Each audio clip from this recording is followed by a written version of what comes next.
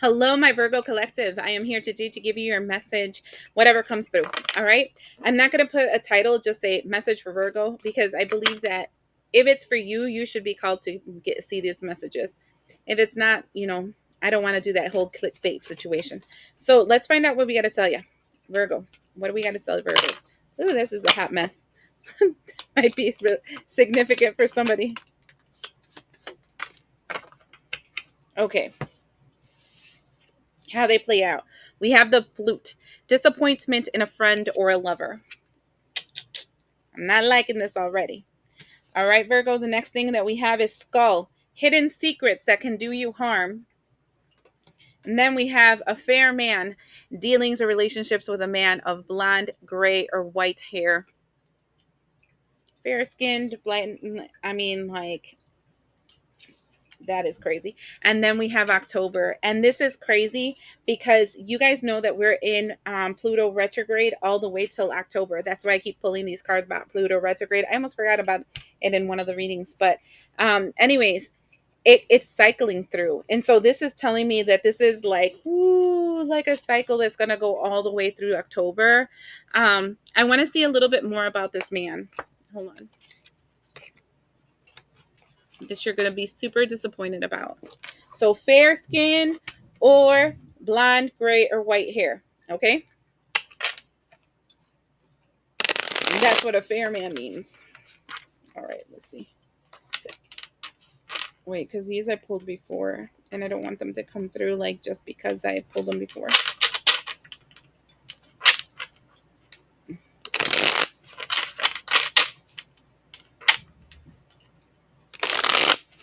Tell me about this man. Woo, we got two. Okay, the first thing we have is turtle, calm. The turtle's wisdom teaches us about walking our path in peace and sticking to it with determination and serenity.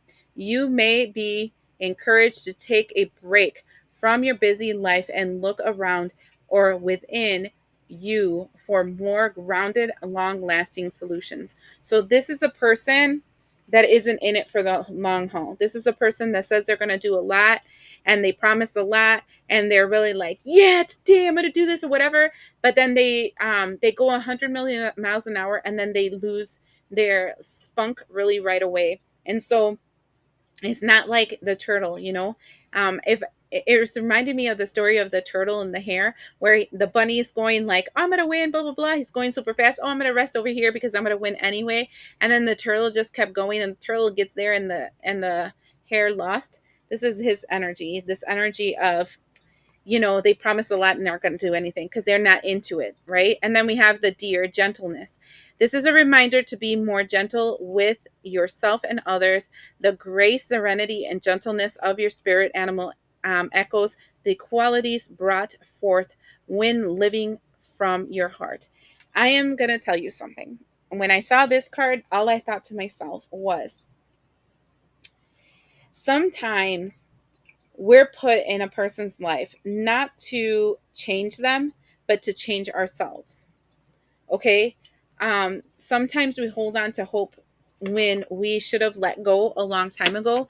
And the reason why we hold on to hope might be, sorry if I hit the microphone for somebody here, might be because we really just don't want to let this person go, you know, or sometimes it's because we feel like we're a failure if this person fails because we were helping them.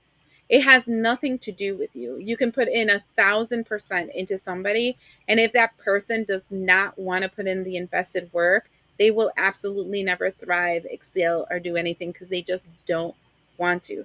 This is this person. So I'm thinking along the lines of gentleness two ways. One, being gentle with yourself. Don't be overly critical of yourself because it's your fault that this person is this way or blah blah blah, who has stuff. We give ourselves a million excuses, right? The second thing is be gentle with this person. Yes, it pisses you off. Yes, they have potential. Yes, this blah blah blah blah blah blah blah. You can fill in the blank for that. But at times the best way to fix a situation is to walk away from it. Okay? I want to see about this disappointment that we're seeing here. To the sea, the seven. The seven for me in this to the sea. Do you see how sad she is in her boat while she's going in a different direction? Um, this seven here feels like you're disappointed about the time, the energy, everything you've done, and you've invested in this individual for them to thrive, succeed, and do everything they're supposed to do, and they're just, you know? Um, I also feel like you're sad about having to move forward without them because it's just not going to work out. So there's a like so much melancholy in this reading already because it feels like I'm hearing the song all by myself, right? First of all. But secondly, is this energy of, could I have done more? Is there something different that I can do? Blah, blah, blah. Is it something wrong with me? I'm feeling like you're taking it internal more than allowing the person to hold on to their responsibility and their accountability for their own actions. You are an individual outside this person. Everything has to come from them if they want to succeed and move forward. Okay. Now, October,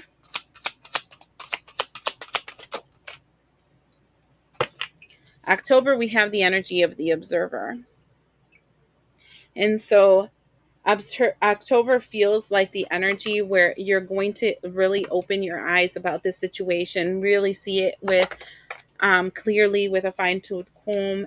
I feel like um, there's going to be a lot of realizations that are going to come forth because of this energy. I'm feeling I want to do like a lighter deck, something a little softer for you because it does feel kind of heavy. Okay. So tell me more about this individual. I'm not going to worry about the disappointment in the over there. It is what it is. We invest time, energy, effort, and sometimes we just have to come to the conclusion that we just have to move on. So tell me about this.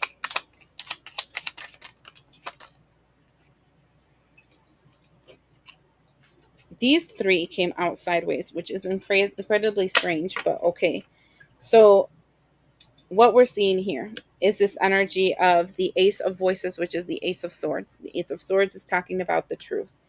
Ace of Page of Voices, and look at she's holding onto her glasses, and the the truth hits you like a ton of bricks, and then all of a sudden you can see the truth that has been revealed to you. And then 10 of emotions, and 10 of emotions is about something that you really really really wished for, loved, and wanted, like your happily ever after. How about this energy? What is it that they saw they're gonna see?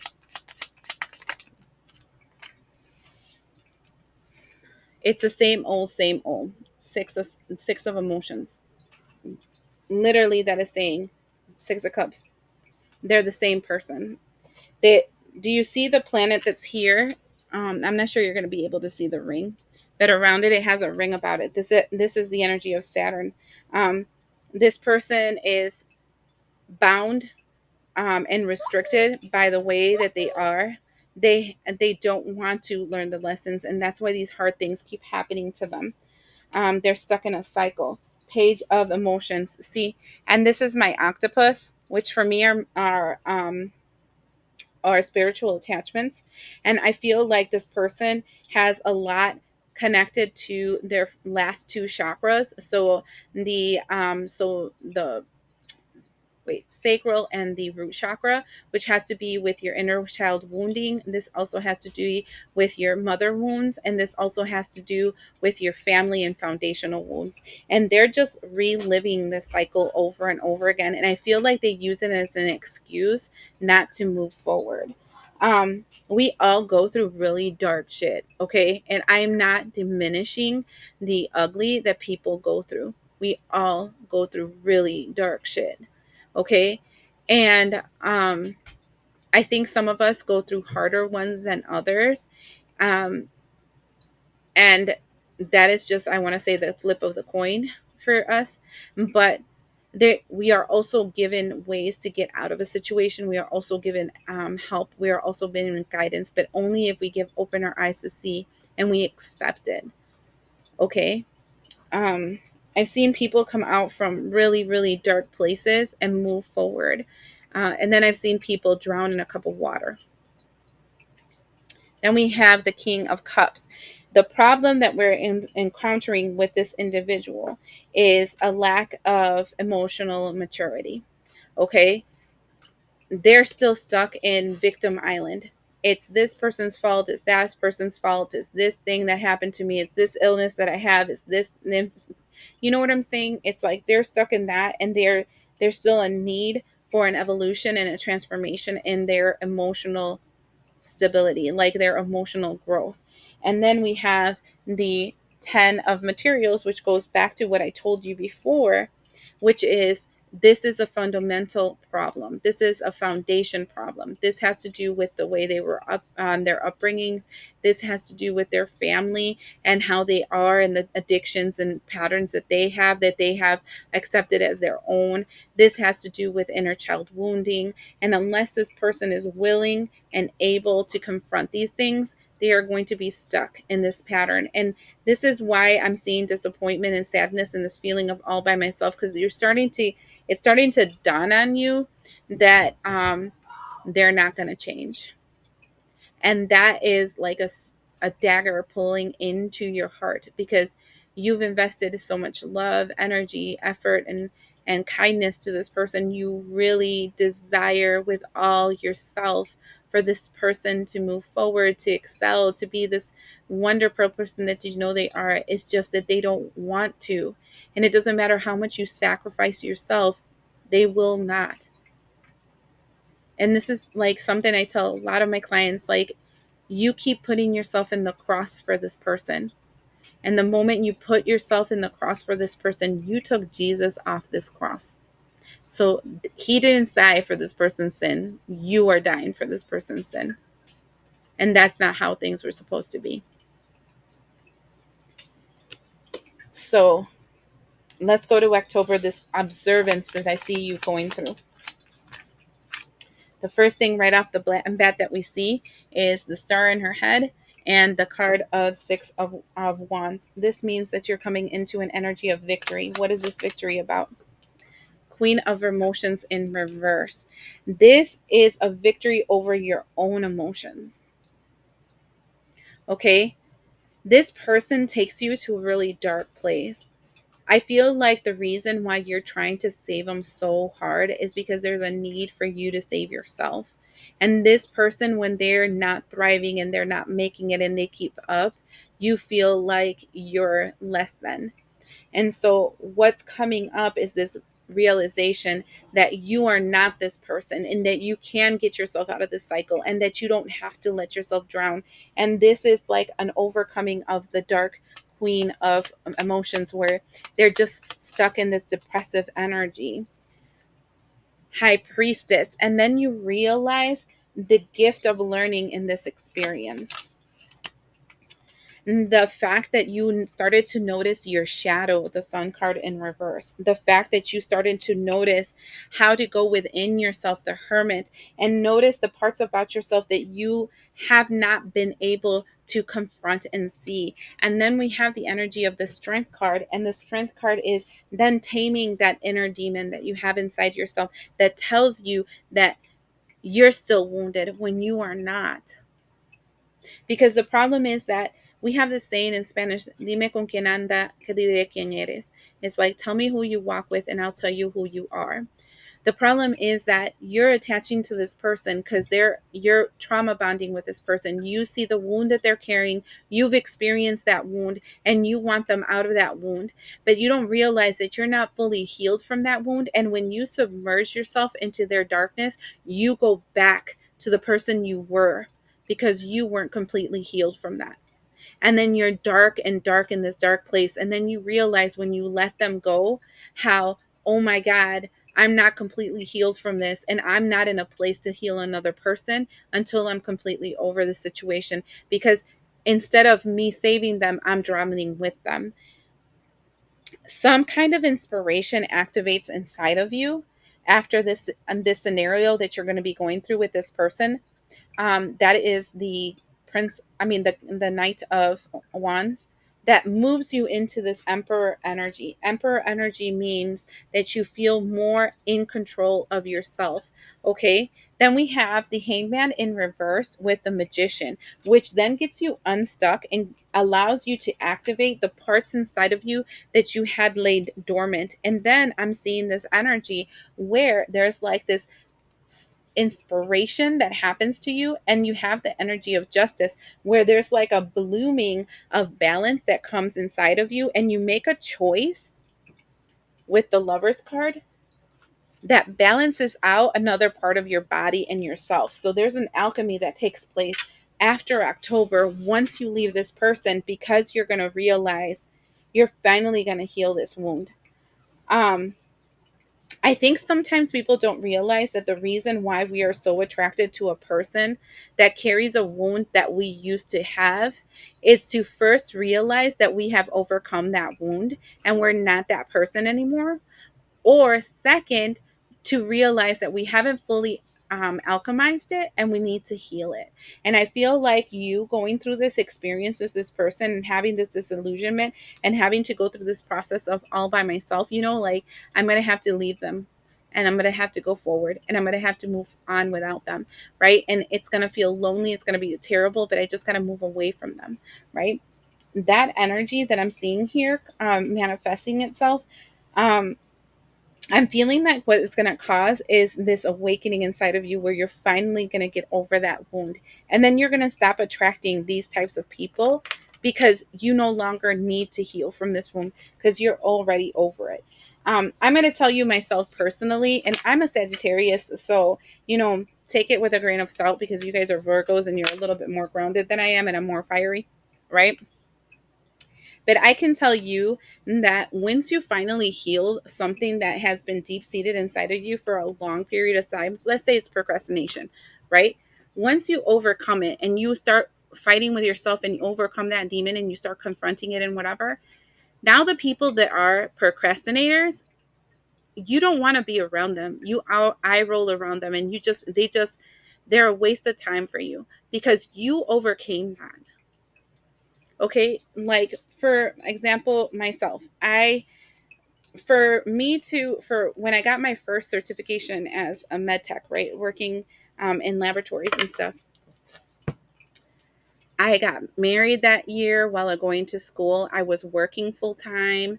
I was pregnant twice. And the second time, I was working 40-hour shifts at work, 20-hour shifts in rotation. I was pregnant and I had a 1-year-old.